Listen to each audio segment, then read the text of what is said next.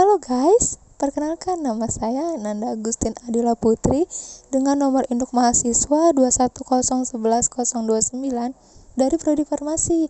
Kali ini saya akan menjelaskan tentang pengolahan limbah B3 atau bahan berbahaya beracun. Mau tahu gimana? Simak videonya sampai habis ya. Limbah B3 itu apa sih?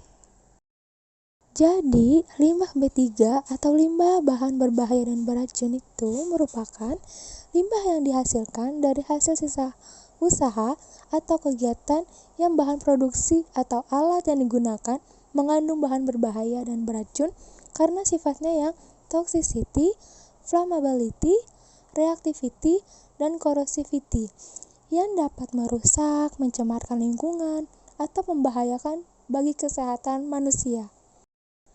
Kementerian Lingkungan Hidup dan Kehutanan terus melakukan sosialisasi dan pengolahan limbah bahan berbahaya dan beracun dari fasilitas pelayanan kesehatan atau Fasienkes seperti puskesmas, rumah sakit, dan klinik.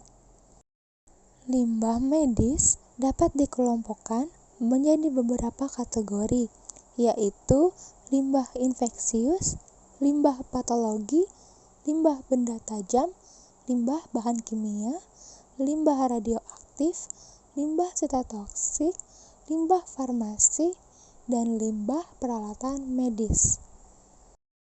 Berdasarkan sumbernya, limbah B3 dibedakan menjadi 3 jenis, yaitu yang pertama limbah B3 dari sumber yang tidak spesifik. Limbah ini tidak berasal dari proses utama, melainkan dari kegiatan pemeliharaan alat, inhibitor korosi, pelarutan kerak, pencucian, pengemasan, dan lain-lain. Yang kedua adalah limbah B3 dari sumber spesifik. Limbah ini berasal dari proses suatu industri atau kegiatan utama. Lalu yang ketiga adalah limbah B3 yang dari sumber lain. Limbah ini berasal dari sumber yang tidak diduga, misalnya produk kadaluarsa, sisa kemasan, tumpahan, dan buangan produk yang tidak memenuhi spesifikasi. Teknik alur pengolahan limbah medis dapat dilakukan dengan pertama, pengurangan dan pemilahan dari material yang mengandung B3 untuk mengurangi penumpukan bahan kadaluarsa dan perawatan sesuai jadwal, sesuai jenis dan karakternya.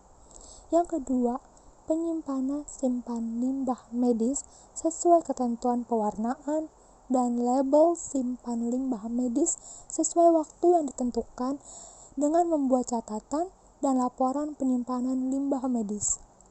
Yang ketiga, pengangkutan medis dengan kendaraan bermotor sesuai aturan yang berlaku.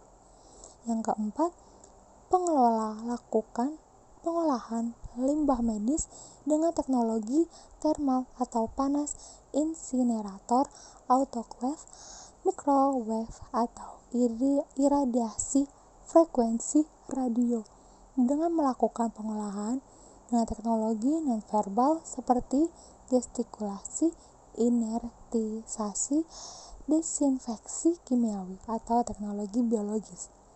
Yang kelima, penguburan. Penguburan dapat dilakukan apabila tidak tersedia pengolahan limbah medis, dapat dikubur limbah medis hanya untuk jenis limbah sesuai ketentuan yang berlaku. Dan yang keenam, penimbunan.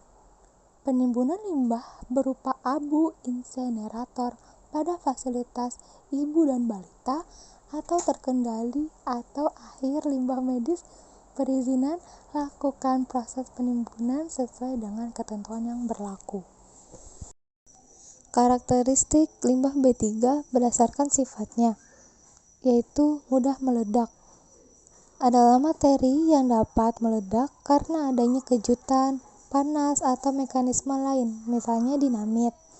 Lalu, mudah terbakar, yaitu bahan padat, cair, uap, atau gas yang menyala dengan mudah dan terbakar secara cepat bila dipaparkan pada sumber nyala, misalnya jenis pelarut etanol, gas hidrogen, dan metane. Selanjutnya, bersifat reaktif. Limbah yang pada keadaan normal tidak stabil dapat menyebabkan perubahan tanpa peledakan, misalnya sianida, sulfida, atau amonia. Selanjutnya bersifat beracun, yaitu bahan beracun yang dalam dosis kecil dapat membunuh atau mengganggu kesehatan, seperti hidrogen sianida.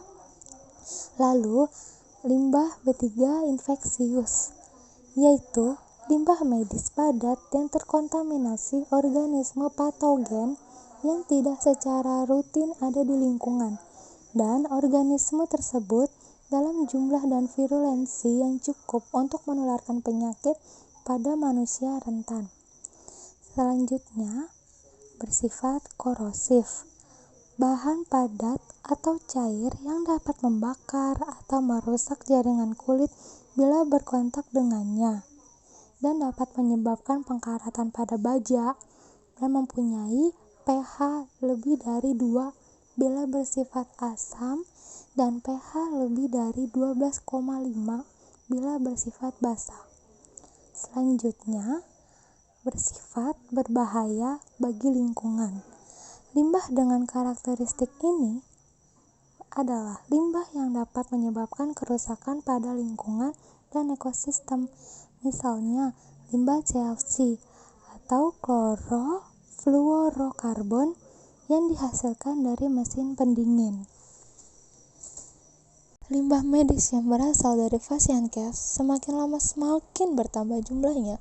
Padahal, limbah medis merupakan limbah bahan berbahaya dan beracun yang jika tidak dikelola dengan baik akan merugikan bagi masyarakat setempat. Limbah medis jika tidak dikelola dengan baik dan benar akan berdampak negatif terhadap kesehatan dan lingkungan setempat. Oleh karena itu, pengelolaan limbah medis wajib dilakukan oleh setiap penghasil limbah untuk mencegah dampak buruk bagi kesehatan dan lingkungan. Oleh karena itu, mari sama-sama kita kelola limbah medis dengan cara praktik yang benar dan aman. Sekian video penjelasan mengenai pengolahan limbah B3 atau bahan berbahaya dan beracun. Terima kasih.